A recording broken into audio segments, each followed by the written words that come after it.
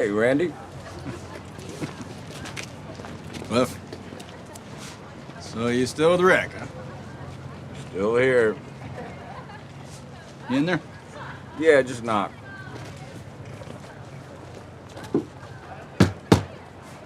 Bienvenidos a Cine Aparte y gracias por darle otra vez clic al enlace.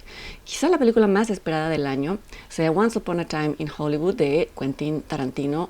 La titularon en español Había una vez en Hollywood. Creo que una mejor traducción habría sido Érase una vez en Hollywood, ya que hace una clara alusión a Érase una vez en América, el spaghetti western de Sergio Leone. Y es claro que en el cine de Tarantino todos son referencias, todos son homenajes, todos son guiños a otras películas, así que yo respetaría este aspecto. Ahora, ¿por qué es una película esperada? En primer lugar, porque, sobre decir, Tarantino es uno de los directores vivos más influyentes en el cine contemporáneo.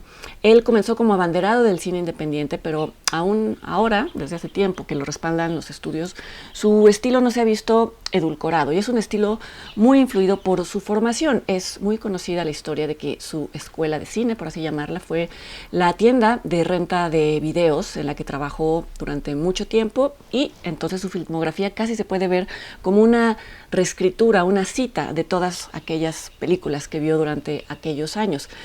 La mayoría de estas películas eran cine de género, cine de serie B, como también se le llama, cine de explotación, y la violencia gráfica y estilizada del cine de Tarantino, que tanto ha sido debatida, proviene de esas películas. Unas películas que han tenido audiencia desde los años 60 del siglo pasado, mucho antes de que Tarantino se diera a conocer en los años 90. Ahora, también es importante notar que este director le ha dado la vuelta al punto de vista de estos modelos originales. Por ejemplo, Kill Bill es una fantasía de venganza protagonizada por una mujer. También lo es Death Proof, que es por un lado un homenaje al género slasher y también es una fantasía de venganza, pero aquí las mujeres son las victimarias y no los hombres, como suele ser en el género slasher. Otra forma en la que Tarantino trastoca los modelos originales es a través de su llamada beta revisionista, en donde propone finales alternativos a acontecimientos históricos. El caso más conocido es Bastardos sin Gloria, en donde una mujer trunca el ascenso del nazismo, y también lo es Django desencadenado, en donde los esclavistas son derrotados por los esclavos en el sur de Estados Unidos.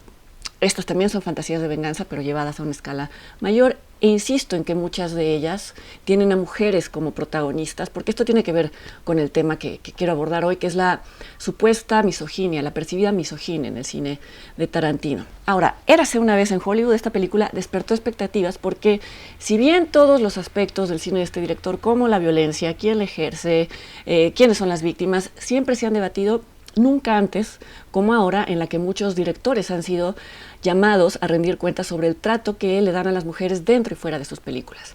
La cosa no empezó bien para Tarantino con esta película en particular, ya que tras su premier mundial en el Festival de Cannes, una periodista del New York Times lo acusó de no otorgarle los suficientes diálogos a Margot Robbie, que interpreta uno de los papeles principales. Tarantino respondió que no estaba de acuerdo con la premisa de la pregunta. Margot Robbie dijo que su rol no dependía de diálogos, y digo que fue un mal comienzo porque esta sola interacción fue comentada por muchas personas que, como suele ser, no habían visto la película, pero usaron esta anécdota para confirmar su sesgo, para confirmar lo que ya querían decir. De cualquier manera, es decir, que Tarantino es un director misógino.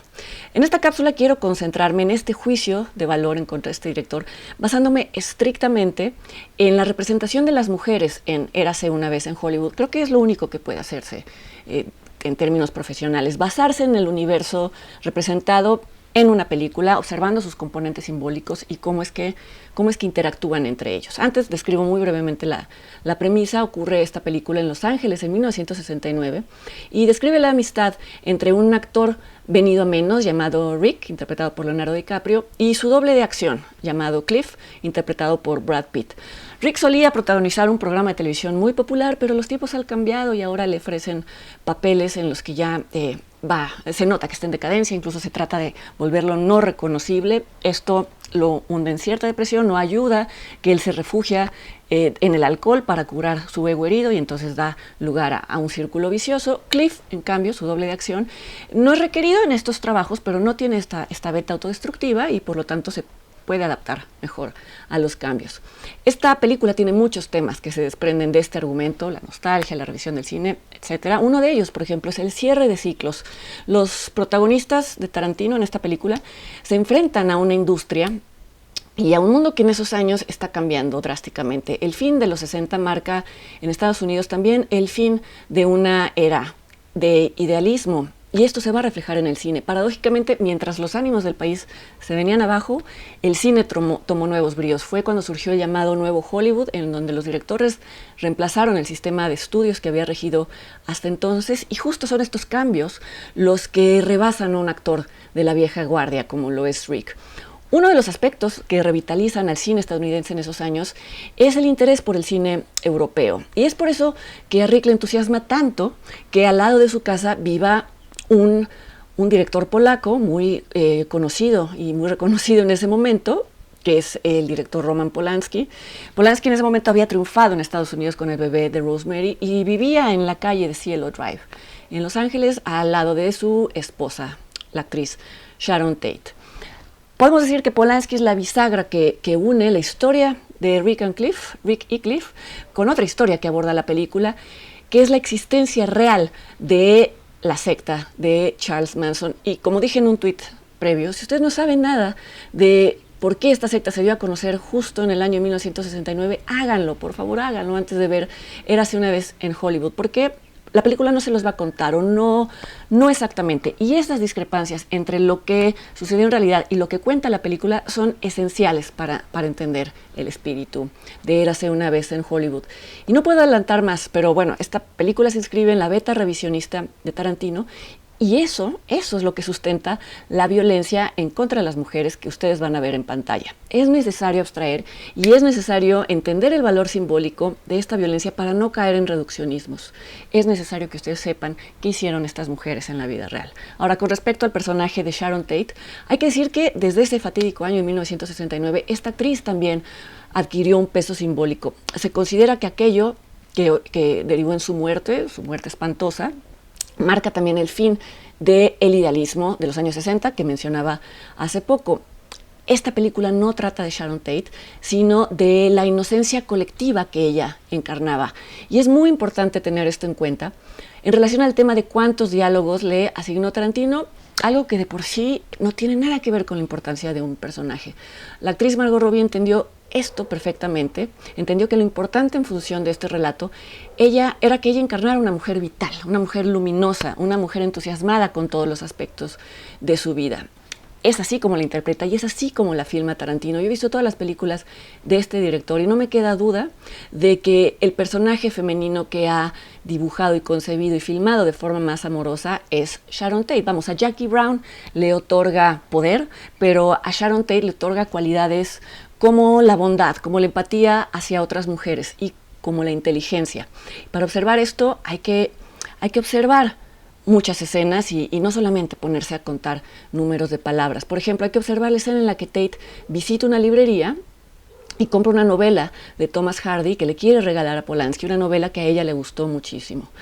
¿Qué función cumple esta escena en términos de avanzar la trama? Ninguna. Podría no existir y no hay agujeros en el guión. ¿Cuál es entonces su función? Bueno, es otorgarle una dimensión intelectual a Sharon Tate, es decir, caracterizar a un personaje femenino, a su protagonista, de manera positiva. Otro ejemplo de cómo se caracteriza a las mujeres aquí está en la escena en la que Rick, el actor, conversa con la pequeña actriz con la que va a trabajar en su nueva película. Es una niña de 8 años que le habla a Rick de cuál es la tarea del actor, y esto, por cierto, lo va a ayudar a enmendar su propia ruta profesional. Le habla de cuál es la diferencia entre historia y tema, es decir, sabe analizar la ficción, y lo reprime cuando él la llama de una manera que ella considera irrespetuosa. Yo no sé por qué nadie menciona esta escena cuando se habla de la supuesta misoginia de esta película, porque entonces ya no se sostiene del todo este argumento. No sé, hay que preguntarse porque son cosas que pasan. Más adelante, esta pequeña actriz filma una escena junto a Rick y él, concluyendo la escena, la avienta al piso. Y apenas el director ficticio de la película grita corte, el actor, Rick, le pregunta si no la lastimó. Puede ser que esta escena sea una reparación a los cargos que le hizo Uma Thurman a Tarantino en relación a que la puso en peligro cuando filmaron Kill Bill. Puede ser o no, pero lo cierto es que hay una conciencia de cómo se trata a las mujeres en las filmaciones dentro de esta película. Insisto, siempre me voy a referir de cosas que suceden dentro de la película. Ahora, en la misma línea, hay que observar la escena en la que una de las chicas Manson le propone al personaje de Brad Pitt hacerle un blowjob. Y él se niega repetidamente, diciéndole que aunque ella lo niegue, es menor de edad y entonces él no va a cometer un acto criminal, un acto delictivo. Así como las otras escenas que he mencionado, esta escena no cumple ningún papel en relación a avanzar la historia. Existe solamente para condenar un comportamiento masculino que entonces, por lo que se ve en esta película, el director considera reprobable, que es tener sexo con una menor de edad. Como decía, esta película tiene muchas otras lecturas que valdrían la pena ser abordadas. Sin embargo, creo que en un momento en el que la validación de un artista y su obra dependen de temas muy específicos como cómo aborda el tema del tratamiento de las mujeres, y también en un momento en el que es importante hacer algo en contra de el maltrato en el mundo real a las mujeres, creo que hay que marcar las diferencias, y creo que nuestro papel es analizar con rigor y sin argumentos apasionados cómo se representan estos temas en una película. Todo lo que les he mencionado aquí, ustedes lo pueden ver en esta película, que sobra decirlo, está en casi todos los cines del país. Ustedes saquen conclusiones y yo los espero aquí la semana entrante en otra entrega de Cine Aparte. Hasta entonces.